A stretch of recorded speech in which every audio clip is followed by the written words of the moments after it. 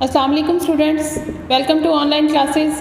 آج ہم پاک اسٹڈیز چیپٹر نمبر 1 پاکستان کی نظریاتی اساس کا ٹاپک نظریہ کی اہمیت کو ڈسکس کریں گے، اور اب ہم اس کا آغاز کرتے ہیں کہ نظریہ کس طرح سے جو ہے اہم ہوتا ہے کسی بھی قوم کے لیے یا کسی بھی انسان کی زندگی میں، اس کی کیا اہمیت ہوتی ہے، آج ہم اس کے بارے میں پڑھیں گے۔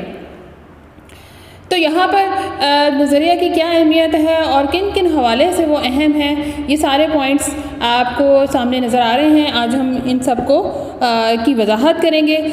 سب سے پہلے تو ہمیں یہ دیکھنا ہے کہ نظریہ کیا ہوتا ہے۔ نظریہ کیا ہوتا ہے؟ کسی کی سوچ ہوتی ہے، کسی کو کام کرنے کا ایک طریقہ کار جو ہوتا ہے یا جو لائحہ عمل اختیار کیا جاتا ہے، وہ کیا کہلاتا ہے؟ نظریہ کہلاتا ہے۔ تو نظریہ کی تعریف پہ اگر غور کریں، جو ہم پہلے پڑھ چکے ہیں، وہ یہ تھی کہ نظریہ کا مطلب یعنی آئیڈیا ہی ہے نا، یہ آئیڈیالوجی، تھنکنگ، سوچ ہے۔ تو یہاں پر ہم اس پوائنٹ کو یہ بتائیں گے کہ نظریہ کسی خاص گروہ کے لوگوں کی سوچ کی عکاسی کرتا ہے۔ مطلب یہ جو سوچ کی عکاسی کرتا ہے، وہ مطلب وہ کیا سوچ رہے ہیں، ان کے دماغ میں کیا ہے، وہ کن عوامل پر کام کر رہے ہیں، اور وہ ان کو حصول کے لیے کیا طریقہ کار اختیار کرتے ہیں، وہ سب کیا ہوتا ہے، ان کا نظریہ ہوتا ہے۔ تو نظریہ کسی کی سوچ کی عکاسی کرتا ہے، اس کو ریفلیکٹ کرتا ہے کہ وہ کیا چاہتے ہیں یا ان کے کن مقاصد کے حصول کے لیے ایک نظریے پر وہ متحد ہیں۔ تو نظریہ کیونکہ تبھی جنم لیتا ہے جب کچھ لوگ مل کر اکٹھے ہو جائیں کسی کام کو کرنے کے لیے، تو وہ ایک طاقت بن جاتی ہے۔ تو اس کام کو کرنے کے لیے جب اتنی زیادہ لوگوں کی طاقت شامل ہو جاتی ہے تو وہ کام کرنا آسان ہو جاتا ہے۔ اس لیے یہ نظریہ ہمیشہ تبھی جنم لیتا ہے جب کوئی خاص گروہ اس کے اوپر کام کرنا شروع کر دیتا ہے۔ تو دوسرا پوائنٹ ہے اقوام کی حیات۔ حیات کسے کہتے ہیں؟ زندگی کو، یعنی قوموں کی زندگی جو ہے وہ نظریہ ہی کی وجہ سے ہے۔ اگر کسی قوم کا نظریہ پختہ نہیں ہے یا کوئی نظریہ نہیں ہے تو وہ قوم زیادہ دیر زندہ نہیں رہ سکتی، وہ اپنی شناخت قائم نہیں رکھ سکتی۔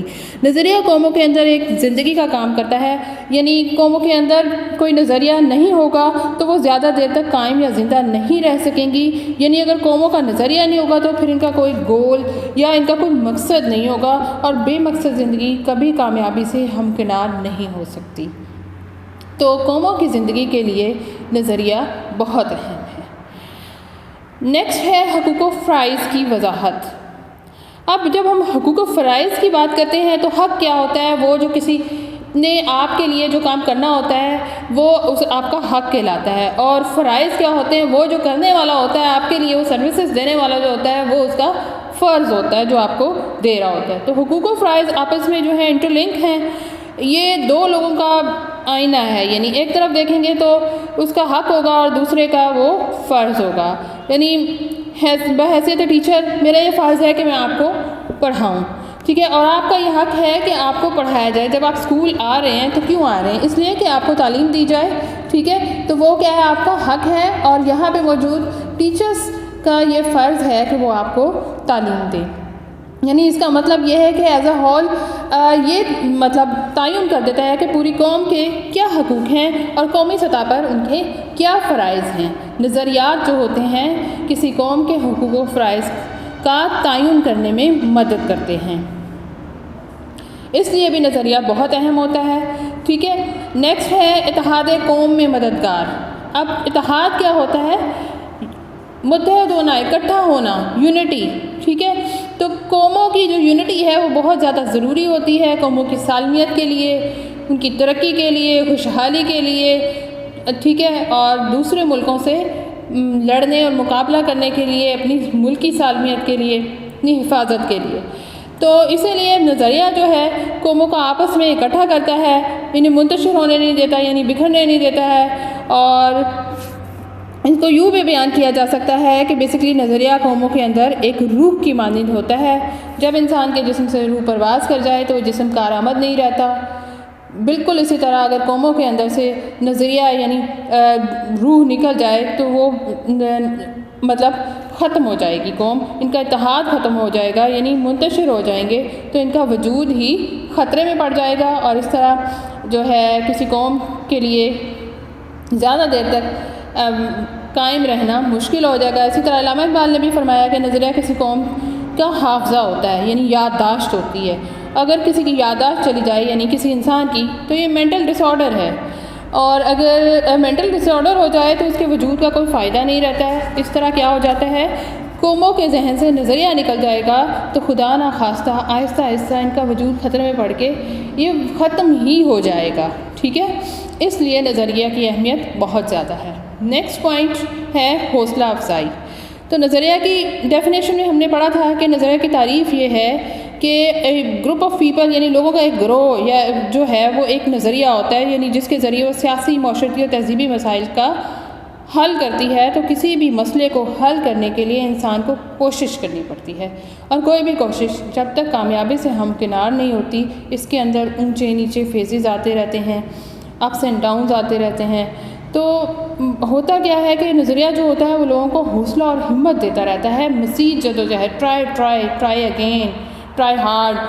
جیسے پاکستان کا نظریہ جو ہے یہ بھی تقریباً 90 سال پرانا نظریہ تھا، جس کے اوپر بارہا کوشش ہوتی رہی، یعنی 1857 سے لے کر 1947 تک اس کے اوپر کوششیں جاری رہیں، اس نظریے کے اوپر کام ہوتا رہا، لوگ جدوجہد کرتے رہے، اور آخر ایک دن 14 اگست 1947 کو اس ساری جدوجہد کے نتیجے میں پاکستان جو ہے بن گیا۔ تو اسی طرح یہ ساری جدوجہد جو ہوتی ہے اس میں ساری مشکلیں بھی آتی ہیں، بہت مشکل وقت بھی آتا ہے، انسان بالکل نا امید ہو جاتا ہے، اس کا حوصلہ پست ہونے لگتا ہے، لیکن یہ جو نظریہ ہوتا ہے وہ اس کو لگاتار ہمت دلواتا رہتا ہے، اس کی ہمت بناتا رہتا ہے، اس کی حوصلہ افزائی کرتا رہتا ہے، اور آخر آپ اپنی منزل تک پہنچ جاتے ہیں۔ تو اس لیے نظریہ بہت اہم ہوتا ہے۔ نیکسٹ پوائنٹ ہے حصول مقاصد کے لیے جدوجہد کا جذبہ۔ اب آپ جتنی بھی قومیں آج آپ کو کامیاب نظر آ رہی ہیں، انہوں نے اپنے نظریے پر سختی سے عمل کیا ہے۔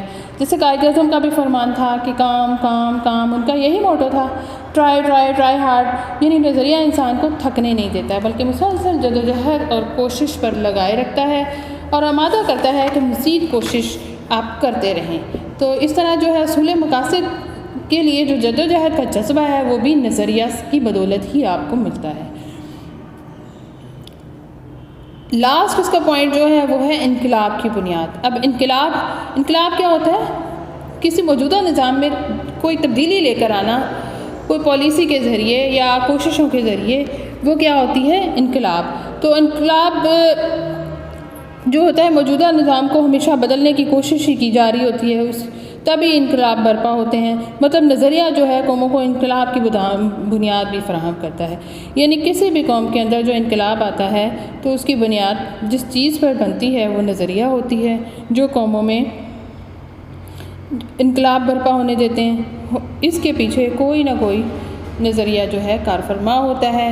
یعنی آپ کے پاس کوئی نظریہ ہوگا، آپ کی کوئی سوچ ہوگی، کچھ مقاصد کا حصول آپ نے کرنا ہوگا، اس پر آپ کام کریں گے، نظریہ کی بدولت کریں گے، یعنی وہ انقلاب لے کر آئیں گے، وہ تبدیلی لے کر آئیں گے، ایک نظریے کی بنیاد پر ہی وہ سب کچھ ہوگا نا۔ تو اس طرح جو نظریہ ہے وہ ہر انسان کی زندگی میں اور کسی بھی قوم کی زندگی میں بہت زیادہ اہمیت رکھتا ہے۔ تو یہ تھا آج کا ہمارا ٹاپک، اس کو ہم یہیں پہ ختم کرتے ہیں۔ تھینک یو، اللہ حافظ۔